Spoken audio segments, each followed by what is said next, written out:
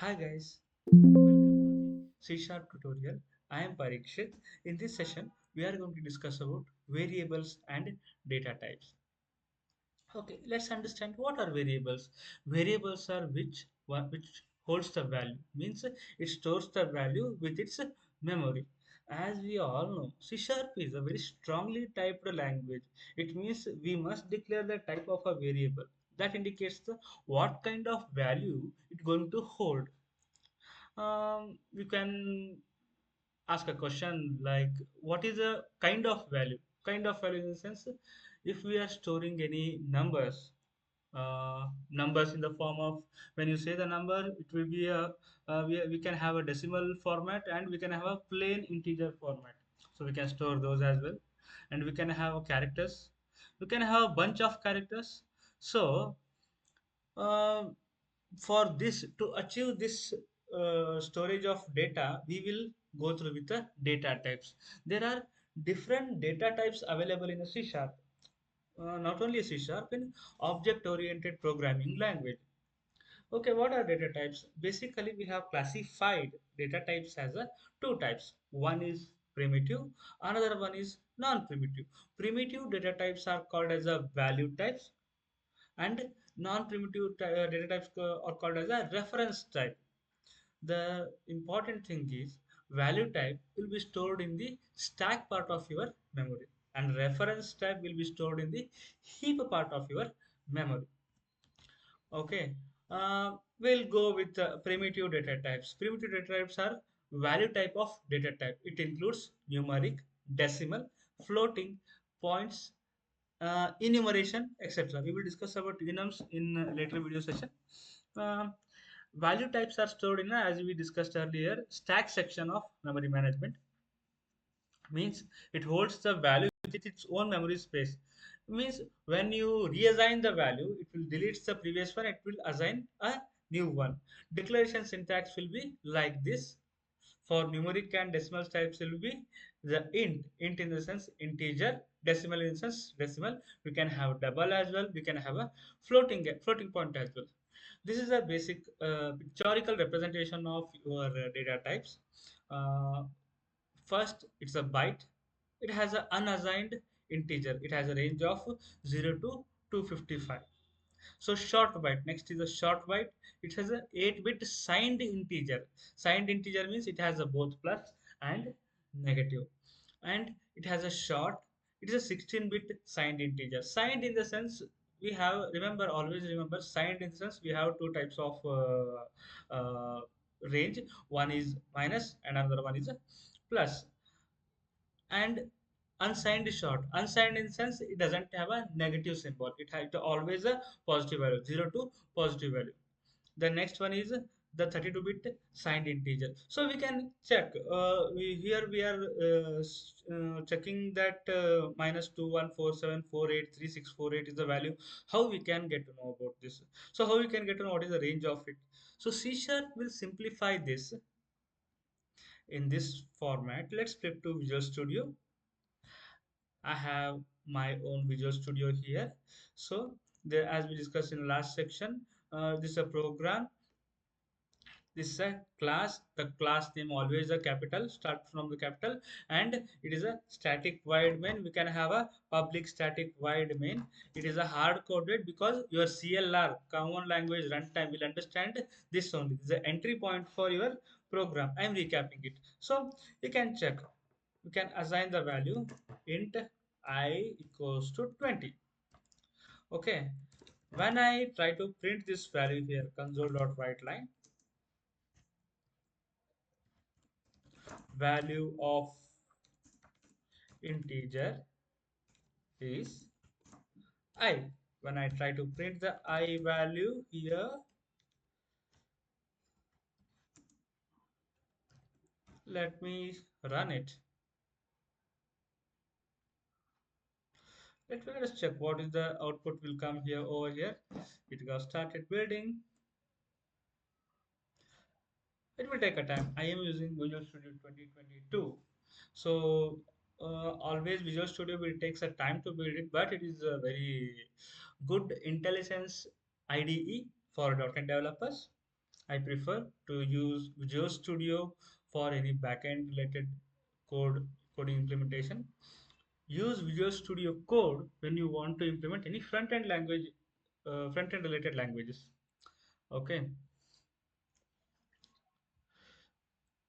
where it is, is it getting displayed? Yes, value of integer will be 20. Let me check. Okay, I will do. I will assign 20.123. Will it accept this? Oh, I got an error. Because why? Because cannot implicitly convert double to int. Then how can we achieve it?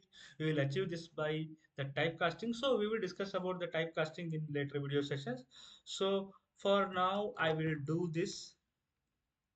Now see, I can store decimal value in the double data type. Let me check. Let me try to print it.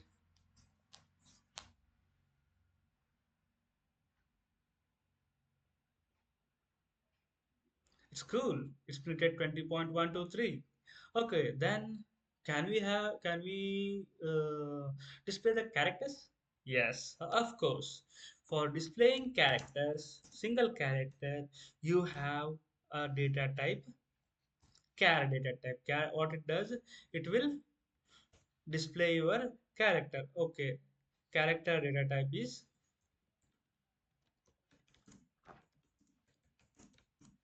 okay. I am displaying a single character over here. Let me start it.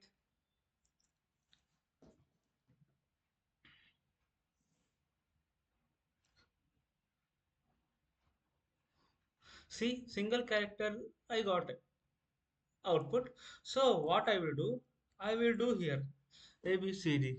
See, I got an error. What I got an error? So the character char will holds only one character. If you want to hold multiple character, you need to go with the string data type. What it is? It is a string. Yes, value equals to ABCD. See, I didn't got, I'm still getting error. Why? Why? Because I'm enclosed with a single quotes. Instead of that, I must have should enclosed with these data with a double quotes. So character, it's not a then now it's not not a character data type. It is a string data type. Value of string data type is, remember, integer, float, char, and double, all these are value data types, but somehow the strings will call that as a reference data type. Why? Because why the strings are called as a reference data type in object oriented concept is it holds the, it's a immutable. We will discuss about the immutable concepts in a later video session. Now for as of now, you remember that the memory, the value stored in the memory will not be erased. The new memory will be created for the string data type. That's why it is called as a reference type in any object oriented language. Okay, value of string data type is abc. Now I can able to see the value. Okay, let's go to the ppt again. So here we are showing something values. What does it means? So we can take an example of integer here. I'm going to display the maximum range of integer. The range of integer is, how can we achieve? Int dot max value. Let me print this. What it will give? Our C sharp will hold the integer data types to till this value 2147 2147 483 647 is nothing but your this value 2147 483 647. Okay, this is how the integer stores the value. You can have the value assigned till this number. Let me try another one game.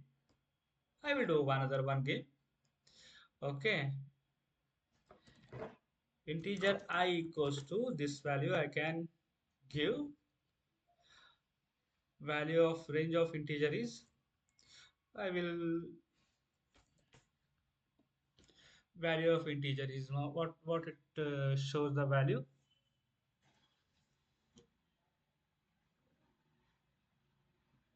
Okay, then let me play one game here.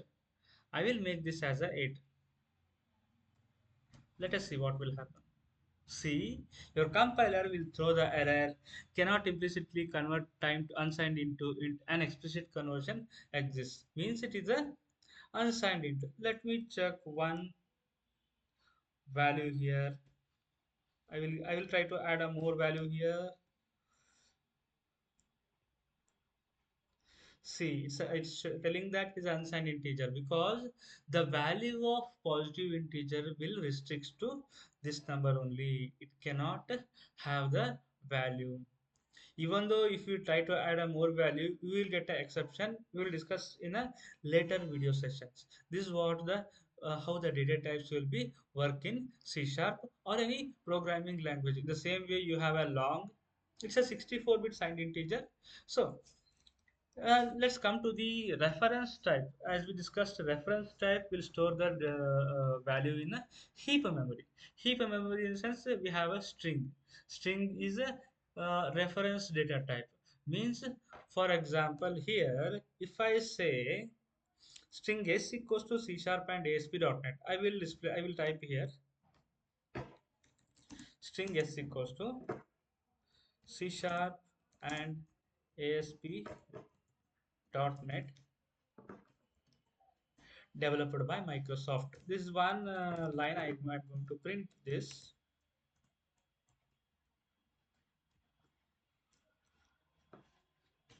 original string. Oops,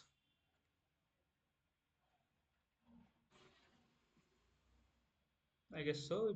It will stop because I only wrote the huh.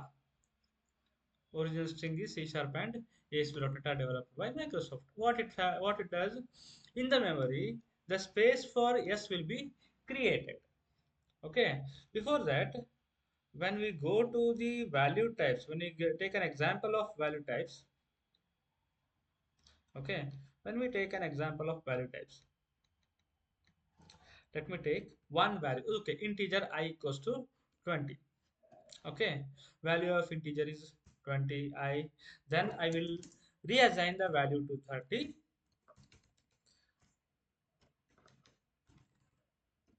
I will print the value after assigning is value after assigning is. So is the assignment operator equals to is an assignment operator. Initial value will be the value the variable declaration stage, the value will be 20. After changing, I will change to 30. So in the memory, how it will do, it will create the value I equals to 20 in the memory. Then it will erase it I equals to 0, and in the same memory it will print I equals to it places the 30 value to the memory. Okay, when I run this application,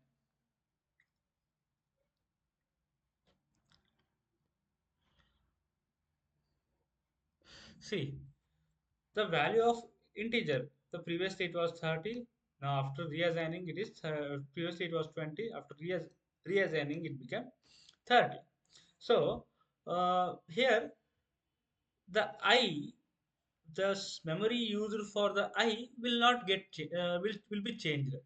It erases the previous value. It stores the 30 in the same memory. Now when it comes to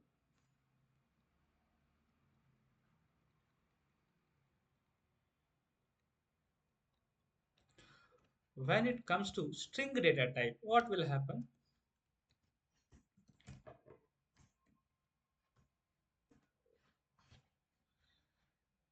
I will write a string.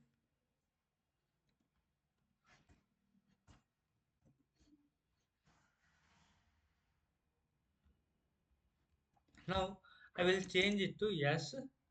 Along with this, I am using SQL as well. Microsoft can use SQL as well. I will write this big word with a string. Okay, let's try, try to print it and read it. Okay, when I run this application,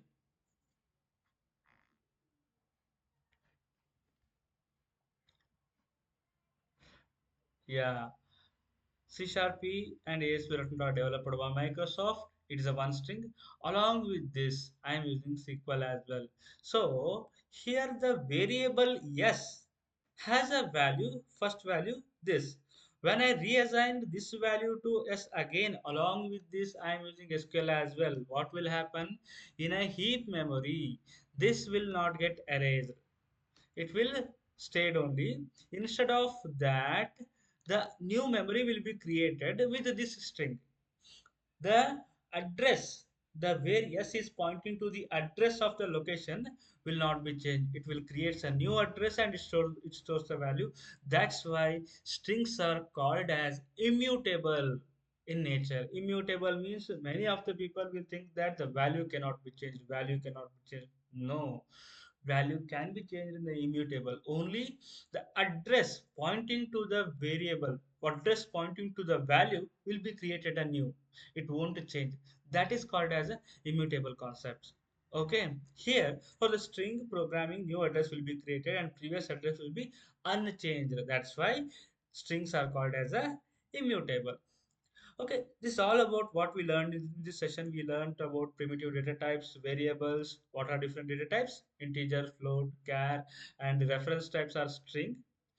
So, in next session, we will discuss about typecasting. The casting, in a sense, it's a conversion. So, by that time, bye bye. Take care. We'll see you in the next session. Thanks for your time, guys.